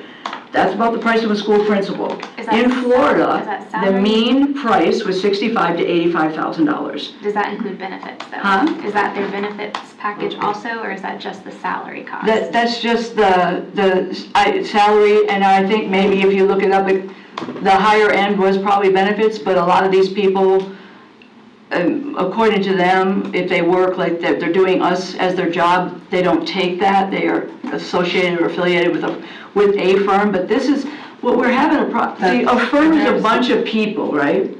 A firm is a bunch of people. This is a person that prioritizes school board. They already know how to do all this. It's so being overcomplicated. The people they hire into these jobs know how to do all these things you were just asking about. It's already set up in these districts as every responsibility, the audit committee. It's not hard. I mean, I went through and I looked, most certainly, but you had a lot of questions, and I was trying to tell you that they are in the documents that were sent to us. Every answer to every one of your questions are in the document. We have two parts of what we could deem an internal account department. We already have two parts for that. One deals with all the cash, and then the new position the board created. Okay, but before we jump into that, I would like to hear from Dr. Legutko because those are her employees. Like that, currently, those positions report to her. They're in her department. So if you're thinking you're gonna restructure positions in her It's just another department. person. It's not restructuring. It's not The internal- restructuring. You add an internal auditor and the internal auditor reports to the board. That's how it The is. internal auditor oversees Explain to all me. departments, actually. If you look at this, it's just an independent person. No, but what I'm not understanding is what you were saying is those two positions that are currently reporting to Dr. Legutko in business affairs would move over to the internal No, audit they fall department? under, because the internal auditor is like your supervisor. I guess like the superintendent of all schools. So instead of them being in her department, you would want to move those We don't even have to positions- make a department. It's just everything, I try to get They're gonna have to report to each other because they're gonna have to know it, but it's just an additional position. I think you're overcomplicating it. We are And I think- overcomplicating. And I think Ms. Bola needs a copy of those. I can give them this. Because in your previous board comments, you were highly confused at what it actually did. The auditor, the internal auditor, because you didn't even think that they were involved with internal accounts, and they are. They do so much more, and that's why I think everybody's kind of confused in this room, that they keep saying, oh, we're audited, we're audited, we're audited. They only come in and check off a box, okay? The state does. The third party, they check this box to make sure that we're No, I meeting. sat through some of those audits, honey. So- That is But it's not still a box all they have do. to check. No, they And my have to point pull is all of this the internal information auditor, Look items. in order to see all of the they information. still make They sure that still you. look at all of the internal Okay, so accounts. They still anyways, look my at point IT. is- They look at all of our programs. No, but not in the depth like this, Ms. Bola. So Yes, And that's they where do. you're So confused. Florida statute They've already said it. 1001.4212, the school board internal auditor and the staff of the internal audit department are authorized to have unrestricted access to all functions, records, property, and personnel, allocate resources, set frequencies, select subjects, determine scopes of work, apply the techniques required to accomplish and audit objectives, and obtain the necessary assistance of personnel in units of the district where they perform audits, as well as other specialized services from within or outside the district. The school board internal auditor, I'm reading from Florida statute. The school board internal auditor and the staff of the internal audit department are not authorized to perform operational duties. They're not authorized to initiate or approve accounting transactions Okay, so or direct. time out right there, So, because that's what I'm yeah. saying. That's Dr. what all that Legutko's is. people, that's what they do. So if they were going to work in the internal audit department, you would be taking staff away from her. No, Yes, you would, because they can't they don't work for the auditor though. They just do their thing like they always do it. No. He According just- to what you just read, the staff that works in the internal audit department cannot perform operational tasks for the Okay, district. fine, then they can just request what they need from them, but this is Florida It's statute. another whole. And Florida statute is pretty clear. I'm not confused, Ms. Hanson. You think I'm confused? I'm not confused. I'm confused about what you mean, like, they're saying it's an auditing department. The person who is an internal accounts coordinator does internal accounts coordinating always, not reporting to or doing anything different than prior before. The thing is the that's one section, that's like the cash section, right? That's the school section. The internal auditor has access to all that. Nobody works for the internal auditor. Okay, but what you said previously was that we already have part of this. No, I'm saying we have two parts of what one county already has. I don't say that's what we have to do. What I was understanding is that you wanted to take Dr. Legutko's staff to No, I didn't. form No. this internal audit department, and we just needed the third person. That's what you No, said. we already have two parts of what is traditionally in an internal audit staff. We have two parts already. How the board, I mean, we just do because there's a cash part, which is your accounts at every school.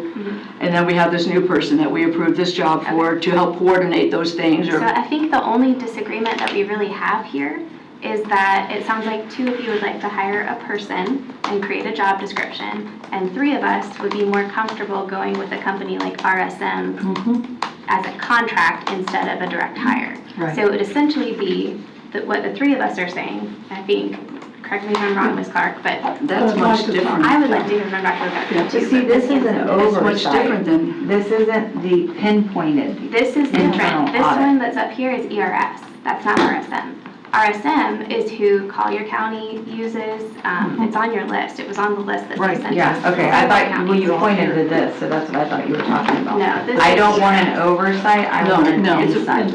right. I want an in-depth version of this. But here's the thing, we're sitting here talking about, the talking of this should have happened last year technically. We're already this year where action needs to be taken, so we need to figure this out. Nobody's disagreeing with that. Dr. Legutko, did you have something to add? Yes, I would.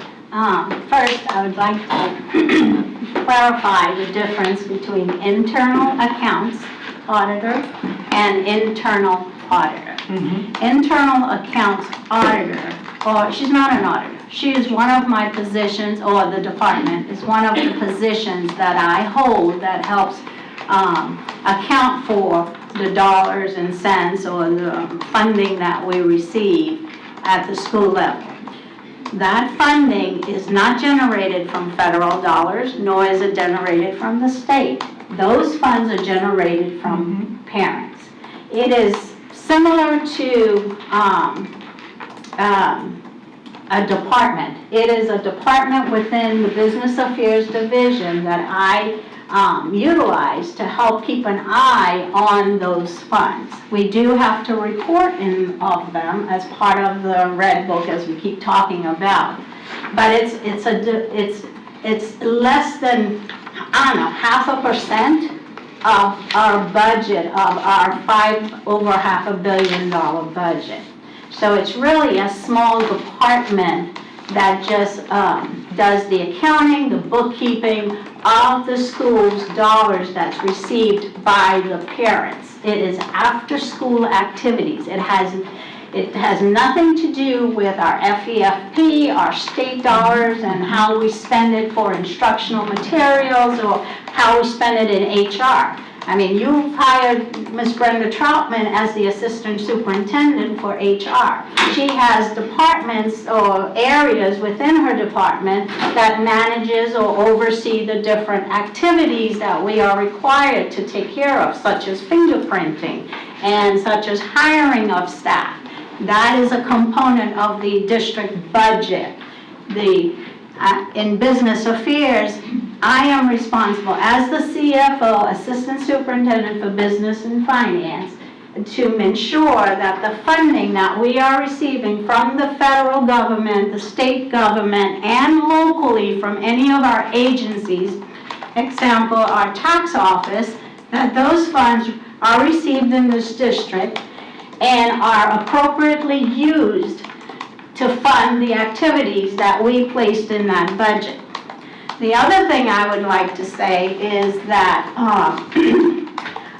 those funds, again, we are all under scrutiny. I am a proponent of transparency, if anything else. If anything, I think my division is the most objective division in the department, in all of the divisions. Because again, it's our activities are focused in instructional. We are here to take care of the kids, to make sure that they have the appropriate information, they have the appropriate books, they have the appropriate teachers that are in their classrooms. we have the supplies that they need, and those kinds of things. So, as far as oversight on the funds, it is, I would say that we, as a department, my staff, has taken every precaution to make sure that those funds are spent appropriately. If they're not, we are, again, you've seen how many districts in the state of Florida and other districts that have been accused of, what do you call it? When you steal money. Embezzlement, those types of things, right? And of course, it's superintendent, it's not even the board, it's the superintendent. I know, Mrs. Skipper, I am trying to explain the difference. So Well, I don't would think you make it about that. That's no, I not know, what we're I trying want to make say it about. something, though, I want to say something, because I am not against you guys doing whatever you want to do. But the thing that really got me is the fact that you all said transparency, which I have tried to do over the last 9 years. The second thing is that she said integrity. That is the one thing I have going for me, and I'm sorry to be so upset about this, because from what I am hearing that you think, this board thinks, not everyone, well, that there is fraud going on in this district. That is what you all are saying. You are saying that there is fraud going on in this. You are saying there is fraud going on in this district. No, There is no fraud I that's never, going on. ever. If there was She's not allowed to put words and lies in my mouth. I never said fraud. What I You said did was say fraud. integrity. You said fraud. First of all, You said there was other activities. That's what internal auditors do. Your internal They auditor look that for you fraud. want, first They of look all, for what I fraud. wanted to say is the internal auditor that you want, you can all have it. I would love for them to come in and look at our books and see if they can find anything that is really not appropriate. How we've been spending. We have struggled over the last 9 years to ensure that we can support our kids. We have done so many things. You all complained about air conditioning in the buses. We went out and tried to purchase those buses. We ensure that air conditioning they're working. We've done so many things over the 9 years, and I'm sorry, I could not sit here and listen to what I was hearing here.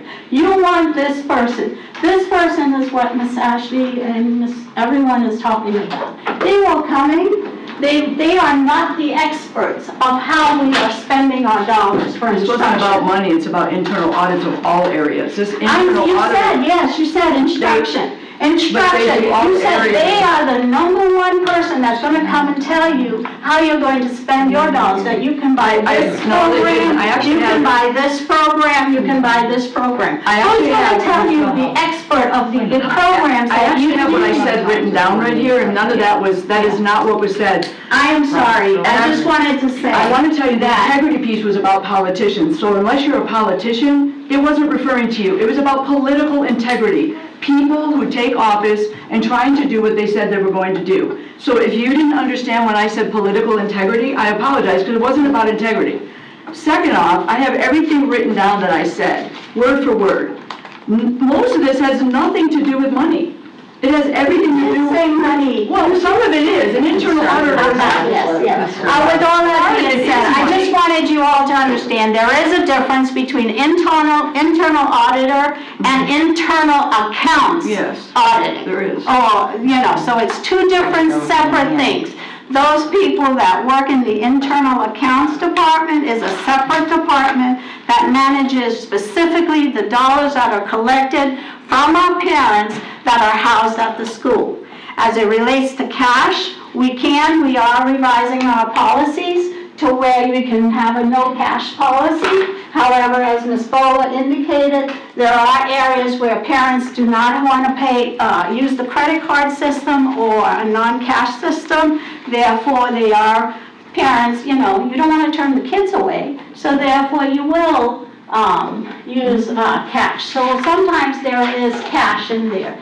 And as Ms. Clark says, there is no way that I'm sorry, no matter what it is, how many auditors you have in place, who you have, if you have someone watching the cash, it is very easy to walk away with dollars.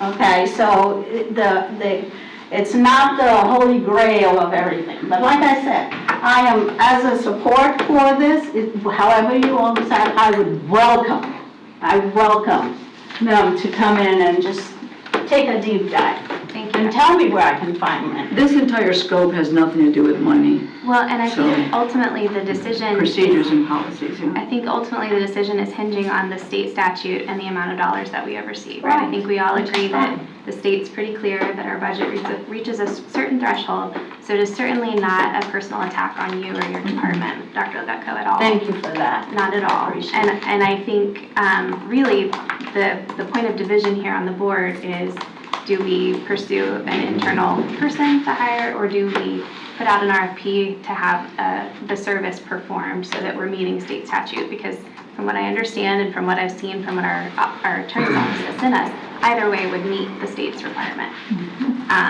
So nobody disagrees that it needs to be done because it's what the state tells us has to be done, not because we have doubts about our district staff at all. So that being said, as far as putting it on the agenda for next week, if everybody is comfortable, what we can do is add that to our discussion agenda. And at that point in time, we can take action on whether to pursue a person or a firm. When I think back to how we did this with the attorney when we went out to hire, there was discussion about whether we were going to pursue an individual or a firm at the time. And the way that we handled that was through HR. So HR wrote up the job description, and we had applicants that were firms, we had applicants that were individuals. I'm not sure if it would go the same way with this, or if we would have the opportunity. I know districts across the state, counties across the state, the DCCs, if there's a service that they're putting out an RFP for, will sometimes piggyback off of another county's RFP. So there's, potentially we could do that. So I don't know if this is, Mr. Blocker, something you want to weigh in on and how we could push this item forward? Yes, ma'am. Thank you, Madam Chair. So I think one of the keys is we have some job descriptions that I think some of the board members y'all have kind of gone over. We can get those to Ms. Brenda, and we can, kind of establish that, and however y'all want to proceed, we can have some interviews. We could, go through that process and give y'all an opportunity to kind of weigh in and see, what firm y'all want to hire, and it does seem like there's a little bit of some discussion about someone internally, someone externally, but the districts use both methods effectively, and we can, whatever is the pleasure of the board. So. And I do think we also should develop an audit committee. I don't know how you guys feel about that, but when I look at what other districts are doing, whether they have one person internally that's their internal auditor, or they use RSM, they do have an oversight audit committee, and I think that's probably good practice. So I don't know how we would establish that. Yes, but we could do that through a resolution ordinance. We can establish that y'all as a board can establish that and would identify the key components of who would be on that. The great news is we have some great examples from other counties and districts, and I think per the statute, I think you have to have maybe someone outside the district on there, a member of the public, so we can identify what those are, create the resolution, and get that to y'all for due consideration. So I don't know if you want to weigh in, Mr. Daly. No, I will. Is that we talked earlier about the books having productive struggle, and we're not always going to agree on everything. And I agree. Well, if I go back to board member Skipper, she said, we're at that threshold. Totally, 100% agree. You've iterated that too. It's my responsibility to point out that before you embark on something, it may be beneficial to look at the various options, get an estimate for what that entails, how much it might cost, what have been the outcomes, because there do seem to be multiple different pathways to embark upon. So that just makes sense to me. At the same time, I understand for whatever reason, there's an urgency to move this along. But I think that all of this is, we all have the best interest of the district at heart. We all want to make sure that we do a good job, as Dr. Legucko pointed out, for kids. And that's what we're here to do. So I think we've tackled more more challenging issues than this in the past successfully, and we'll be successful with this as well. We already have a committee as well sort of an audit committee with the half-cent sales tax. Yeah. And we could do something similar to that. I'm not saying that that's the same committee. I was looking at the structure of the audit committees in the other counties, and I want to say all of them, maybe not all of them, had the requirement that you must be like a CFP or a CPA or have some sort of finance background in order to be on the committee, and we don't have that requirement on the house and that's sales right. tax. So I think it might have to be separate from that. So again, in my opinion, I would rather do it right the first time. I don't want us to have to keep coming back to this. So I would really like to have Mr. Blocker put together proposed language for a resolution or a policy perhaps we might need for us to consider. I don't know that we should vote on it at next week's board meeting if it's not even been drafted yet. And that's my feeling on it. I think it can wait until our next workshop so that he can have time to put that together and that we can all five have the opportunity to review it and make whatever changes we think need to be made or suggestions need to be made. Because obviously we have to do that in the sunshine for us to collaborate on the document. Madam Chair, do we have to, when we hired our firm, we did not have everything all together. We hired a firm and then we worked our way through it. And So how did you my feel that question went? is, well, no, technically in the sense we didn't have to have everything written out ahead of time. My question is, it's a long process to find somebody. If we do something on Thursday, and I believe I've already asked for some legal advice on this, you don't have to have everything done before we approve to do something. We just don't. That can be in part of the process.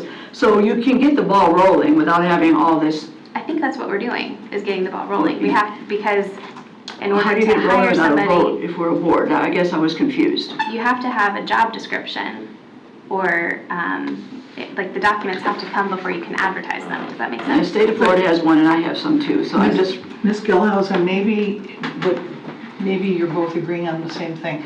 On Thursday, do we have something on the agenda, will we have something on the agenda that indicates from the board vote that we wanted to do, whether we would be going ahead with an RFP?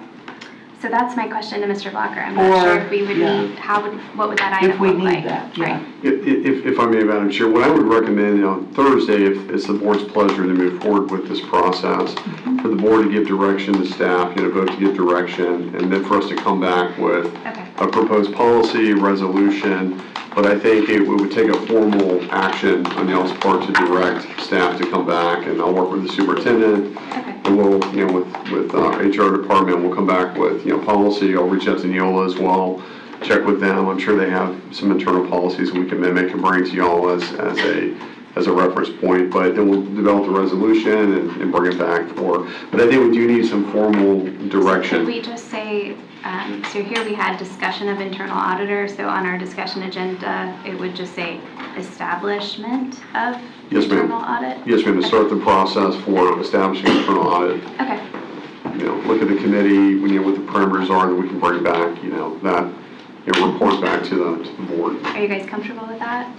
Mr. Everyone good with Blocker? that? Yes, ma'am. Can I ask you to write that agenda item? May I send you a blank template? Of course, absolutely. Just to make sure, Of course. as the agenda wizard, that's legally Absolutely. sufficient and all this. I will always need your expertise because you can frame things better, but absolutely. Yes, ma'am. It's on its way. Thank you. Anything further on this item? All right. Questions from the audience? I don't see any public members here, so we'll skip that. Superintendent comments, Mr. Daly? Yeah, so the Dr. Sanders and her team have the ESE summit going on at Fleming Island High School this week, and I'm going to bring it back to something about, working hard for kids. Was able to be over there yesterday, and they're probably getting near wrapping up in the next hour or so here, but it goes on through tomorrow if you have an opportunity. It is fabulous. It is fantastic. It took an incredible effort for her and her team to pull that off, but for those people to be there and as summer's winding down and they're not going back in the classrooms yet, and to have 500 of our employees in there getting ready to have better best practices relative to our special needs students is just fabulous. So if you have an opportunity tomorrow to peek in your head, I'm sure Dr. Sanders would appreciate it. That's it. school board attorney comments? Yes, ma'am. Just very briefly, if I could just kind of highlight in this next agenda item, so y'all have a unique role under Florida statute. Is there are times that y'all sit in a quasi-judicial manner where y'all almost sit as judges. So part of that is this appeals process. So as y'all sit there and y'all make a decision, really what you're making your decision on, I'll highlight what was stated earlier, but I'll say it from more of a legalese standpoint. Your decision-making is really governed by making sure the law has been applied correctly. And y'all are the law setter in this regard. The general public is generally not attorneys, they're not trained in the practice of law. They're gonna have an opinion, they're gonna state and sometimes misstate what y'all are doing, but y'all in this role are making sure that the law has been applied, the law that y'all have created, this policy. So I wanna make sure y'all are clear on that, because I know already the emails are starting and, y'all are doing all sorts of dastardly things, but this is y'all following your role and your law. So I want to make sure we're all clear on that you guys have strong legal standing. You're not endorsing books, you're not endorsing the contents of books. You're not doing anything other than making sure that the law and the procedures that have been adopted, the due process considerations are being followed. So that's very important because y'all have done a great job putting this together. This has been very challenging. It's very difficult to get 5 people on a board with multiple staff to put together such a great product.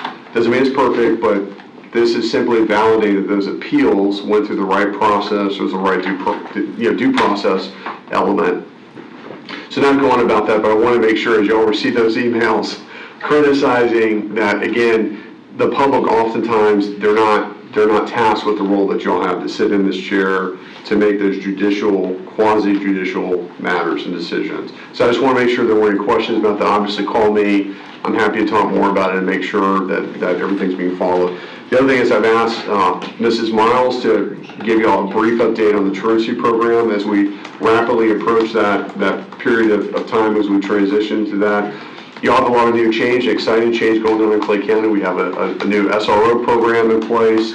We have some renewals of SRO programs. Now we're going into a truancy program that really since COVID has not been in place. A lot of coordination has gone on this. Mrs. Miles has worked very hard on this. I'm going to let her give you all a brief update. Sure. I wanted to give everybody an update on truancy. It is coming along very well. I've been working with Kelly Guilfoyle pretty closely on this. We have been very busy doing our research, preparing documents such as the letters that would be going out to parents.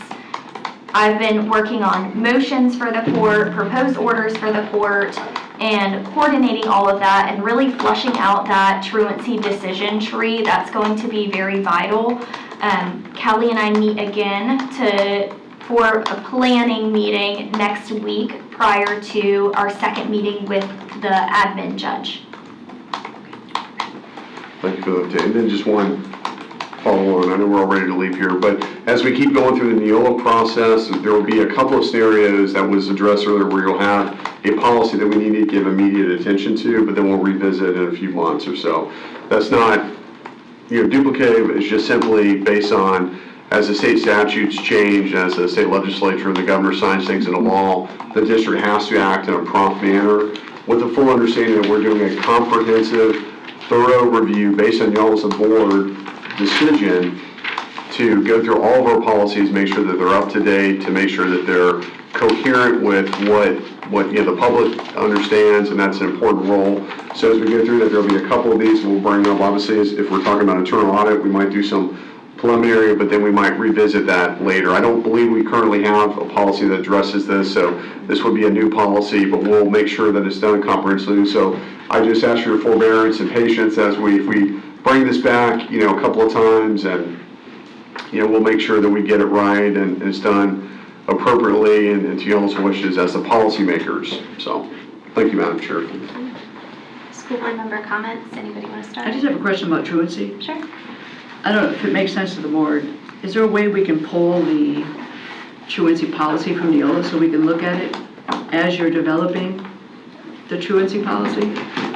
Yes, ma'am. If I may, yes, ma'am, we can do that. Absolutely. I can. I believe it's in the 500 section, which is 5,000 students section. 5,000. So I think that's Makes sense. Maybe look at it together at the same time. I don't know. Yes, ma'am. That may be one that we could pull that now, we go ahead and start that. I guess that would make sense since we're going through the truancy program. And we have, we have looked at that policy, but we could make those recommended updates now. Then later, I think in the spring is when we're set to go through the 5,000 series. later. It's later. That way, that might be one that we just quickly revisit or make minor changes and adjustments to. So if that's a wish as a board, we can move forward with that. And I think they have they have some finance policies that include, I think, an internal auditor policy. Yes, ma'am, I believe you're correct. I have reviewed some of those, and we can, I'm not sure what series those are I've in. not seen it, so. Yes, ma'am. I'll pull some of those and make sure we bring this to the board's attention, so. Yes, ma'am. Anything else, Ms. Hanson? It was just really fun standing out in the sun for 3 hours, helping load up school supplies into our first Stuff the Bus. I guess Ms. Bola was there later, but I guess we stuffed 2 buses. Clay County was super They gracious. added the second bus, yes. Tell me about that. So they just rolled it out and Filled one out and pulled another bus in. 2 brand-new buses, by the way. They were beautiful. Very nice. So that was a pleasure. And thanks to the foundation's people. And to First Coast News for sponsoring it. That was huge. This was the first year that Clay County had been included in the Stuff the Bus event. And I mean, we surpassed Duval County. It was awesome. It was like, they were so excited to be here. Thanks also to Whataburger, because they provided hamburgers and all sorts of stuff. And the air conditioning, I can't think of the air conditioning company. I just know if you went into Staples and you bought stuff, In Camping World. if I spent $50, they gave me $10. So you ended up getting like a whole basket for $100 because they giving you more money. Staples, when I was there, brought out cart after cart after cart of school supplies for Clay County. They were so thrilled that that we did that there, and they were inside telling people to buy stuff for Clay County. Staples was a huge reason we were successful. So It was fun.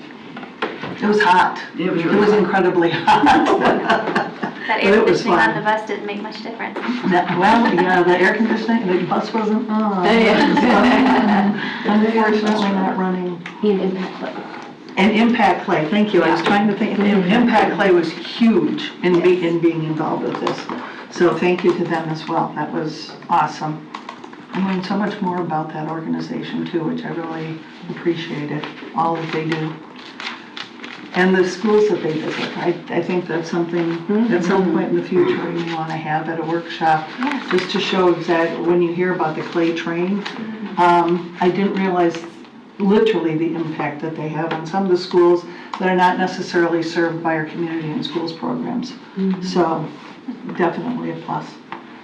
Sorry, were you done? No, I was doing it. I included you because I know you were there. Did you have anything else, Ms. Bola? No, thank you. Ms. Skipper?